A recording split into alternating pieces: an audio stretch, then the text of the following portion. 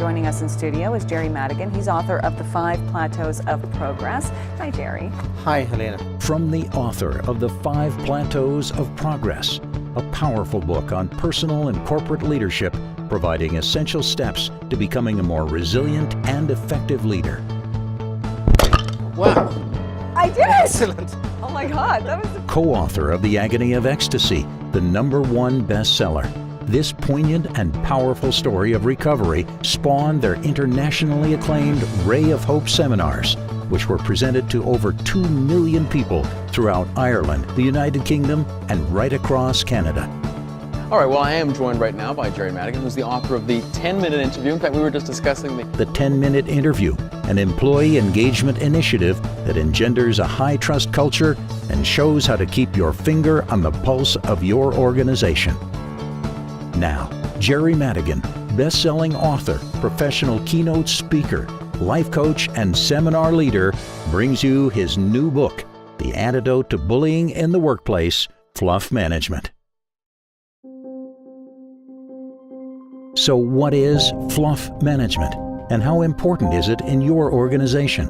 It's intended to be a derogatory, disparaging and demeaning term, but in fact it really is the key to effective leadership and efficient management.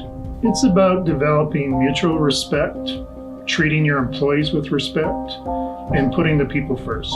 It's about recognizing their efforts, rewarding them, and then celebrating their successes. It is the essential ingredient for creating a nourishing workplace and an engaged workforce. It encourages creative thinking and innovation, which of course drives quality. Fluff Management is the title that incompetent managers of this archaic command and control style used to describe the softer skills of effective leadership and effective quality management. Employees are the heart of every company, and if the heart stops beating, what will happen? Yeah, Fluff Management is about keeping your finger on the pulse of your organization to maintain a healthy heart. Fluff Management is so relevant today because today's workplace is very different to that of 10 or 20 years ago. The very nature of work is changing. And you know, today the most successful people in life have open minds. Today's workers really have a thirst for knowledge. You know, they constantly seek new challenges, and if they're growing, they're likely to stick around. Today's knowledge workers, they actively participate in shaping a better world and a better workplace, a nourishing workplace. Well, today's workforce is vibrant, dynamic, knowledgeable. They're creative, competent, and willing to contribute to the success of an organization by adding value. How do you tap into this vast reservoir? Through Fluff Management, which is essentially applying the softer skills of leadership and management, like effective communication, mutual respect, accountability, building trust, demonstrating integrity, and manifesting behavior that engenders a sense of loyalty. Just look at some of the most progressive and successful companies that are in the world today. Companies like Amazon, Netflix, Microsoft, Facebook, and Apple. And look at some of today's successful CEOs and corporate leaders like Jeff Bezos, Bill Gates, Reed Hastings, Mark Zuckerberg, who all use the first principles approach of creative thinking. Fluff Management is in direct contrast to the old-fashioned and highly ineffective command and control model. The old-fashioned command and control model has no place in today's workplace. It's a subtle form of bullying that rules by fear. Look, it has long been recognized that as long as someone or something controls you, you will never be happy. You know, the command and control model is an inherently flawed and dysfunctional style of management. Its time has really come and gone. It is the epitome of gutless leadership. Two of the greatest hallmarks of the command and control style are empty rhetoric and the code of silence. Yeah, empty rhetoric is really just a euphemism for telling lies. Since ancient times, you know, lying has been a weapon used by tyrannical despots and dictators. Tell a lie often enough and keep repeating it, and eventually people will begin to believe it. The cone of silence, or the conspiracy of silence, is how poor managers who have a fear of being ostracized about their poor decisions keep their people from speaking out about what really needs to be spoken out about. I recently saw a typical response from municipal government where they said, we cannot comment on individual cases. That's really the cone of silence. It's a military term, and you'll find that many of today's practitioners of the command and control style have a military background because that's the only way they know. I find the authoritarian command and control style in today's workplace is a particularly repugnant form of tyranny. It's severely lacking in emotional and social intelligence. Well, it creates a condition of cognitive dissonance in the workforce, which leads to complacency, indifference, lethargy, and eventually to creating a disengaged workforce. One of Deming's famous 14 points is to drive out fear. In other words, to get rid of the command and controlled mentality. Bullying is extremely disrespectful. It suppresses creativity, it stifles growth, it smothers innovation, and it cripples productivity. And it leaves employees feeling undervalued and worthless. The concept of fluff management is completely the opposite, as it encourages engagement, it stimulates growth, and it applauds innovation, and it inspires creativity and contribution.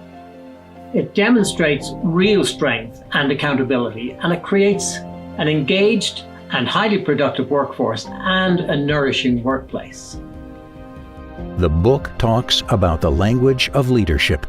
In today's workplace, we are very cognizant of what is appropriate and what is not appropriate in terms of behaviors and in terms of language. The book talks about the hallmarks of a weak leader, the gutless leader. So let me give you an example.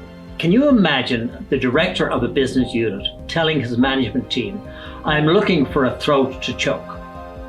What sort of message does this send? The book talks about how to identify these weak leaders, recognizing the narcissist and the psychopath by their lack of compassion and empathy, identifying the most lethal mix of insecurity and inflated ego. That's the arrogance we talk about. Weak leaders, of course, will always denigrate everything their predecessors did. They undermine and take credit for other people's efforts and other people's work, and they engage heavily in nepotism and favoritism. They are enablers. They are complicit in corruption, and they condone bad behavior. But we also talk about the hallmarks of a strong, good leader, what they do, how they act, and most importantly, how they treat others. Today, strong leaders are respectful to their employees and they engage in active listening. They are fair and demonstrate compassion because they care about their employees. Strong leaders don't hide behind emails, policies, protocol, or the cone of silence. But essentially, they have courage and empathy, and they won't stand by and watch bullying. They have integrity and will stand accountable and hold others accountable. You may well ask, how does a culture of bullying and corruption prevail in today's workplace? It's because of the lack of accountability. In the book, we talk about bullying, what it is and how to recognize it. And we identify the 10 hallmarks of the command and control style of management and where it fits in the 4 levels of motivation. Well, fish rots from the head first. And the culture of an organization is usually defined by how its leaders manage the heart of that organization, its people. Unfortunately, bullying is still very prevalent in many of today's workplaces, especially in municipalities. And the book is packed with real-life examples of bullying in the workplace. The command and control model is actually bullying in the workplace, and unfortunately it attempts to give legitimacy to the act of bullying. These are some of the key elements that make fluff management so effective. Every employee has a voice, and every employee deserves to have that voice heard. It encourages honesty, integrity, respect, sincerity, empathy, common courtesy, and good manners.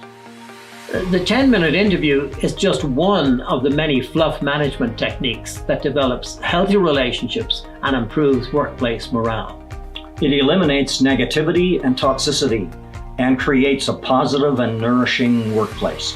It brings out the best in your people, and it significantly reduces stress, it reduces absenteeism, and in some cases reduces long-term disability. It creates a strong sense of trust and loyalty and helps identify and actualize the potential in your workforce. It will restore that elusive sense of pride and spirit in your organization. It engenders a high level of mutual respect in the workplace. It will create genuine transparency and eliminate that cowardly cone of silence. The concepts contained in this book will help to eradicate the bullying culture of command and control from your organization and transform a toxic workplace into a nourishing environment where creativity and innovation flourish. To order advanced copies of Fluff Management or to book Jerry Madigan as a keynote speaker, please email us at the address on the screen.